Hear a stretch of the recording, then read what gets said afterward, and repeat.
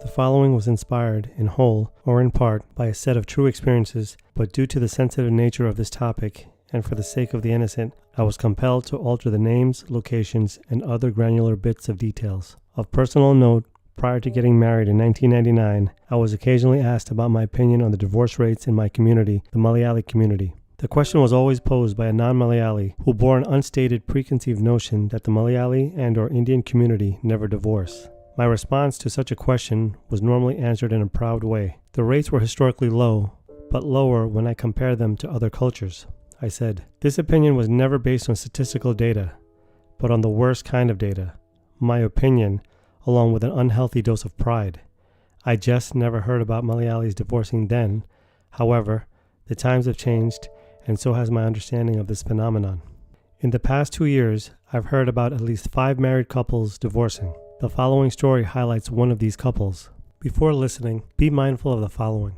This story only highlights the husband's version of what led to the divorce and doesn't focus on what happened to them as a couple since their wedding date. So in some sense, this is an objective characterization of their marriage as a whole. Whatever the case, I believe a lot can be learned from this situation.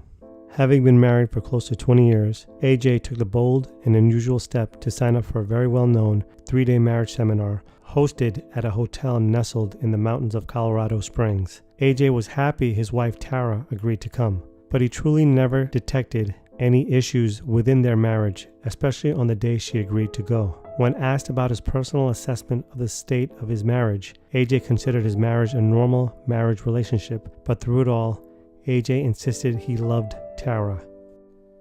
The working couple, with 3 active children, looked forward to a 3-day escape and found the quiet, tranquil setting of the mountains just what they needed.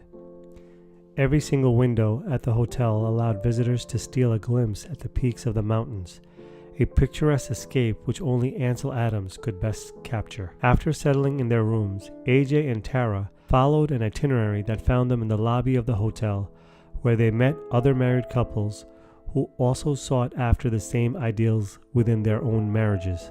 In a conference room, couples were directed to sit facing each other while they were given their first assignment. This assignment involved the morbid task of penning your spouse's eulogy. After given an hour to research and prepare, the spouses would trade their eulogies face to face, making this a great opportunity to tell your spouse how much they love and mean to you, but in this case, you don't have to wait for a funeral to do so.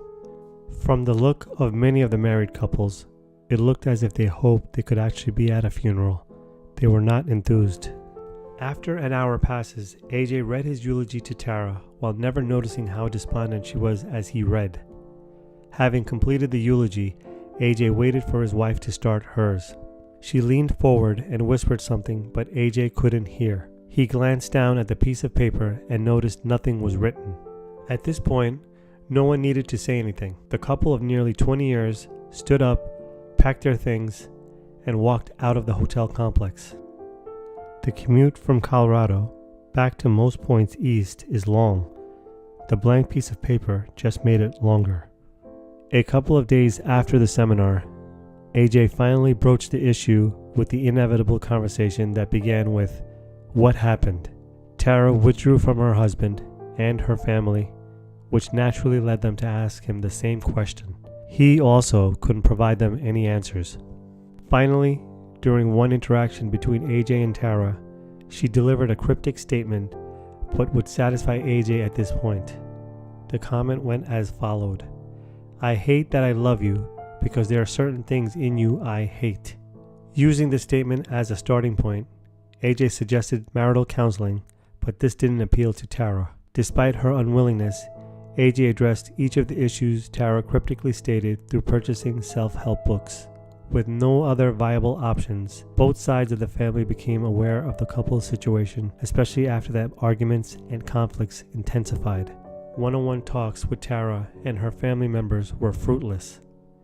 Tara was adamant to make things work, which opposed AJ's desire to reconcile no matter what. Though the family was intending to help, AJ believes it only made matters worse. AJ and Tara have separated and divorced. Throughout this trial and after the formalization of divorce, AJ has dealt with poor physical and mental states along with his 3 kids frequently asking when they would reunite. AJ admitted for the very first time in his life he knows the true definition of loneliness, which he explained as follows: going through a trial and not having people around you to empathize in your situation. Both AJ and Tara are Malayalis. My purpose in stating this was more for myself, as my perception of divorce has changed. The one point AJ made was that family, in support of such a circumstance, should not interfere but only intercede in prayer. I believe as many details were lacking, Tara may have been emotionally attached to someone prior to marriage. In any event, it all felt like a funeral to AJ.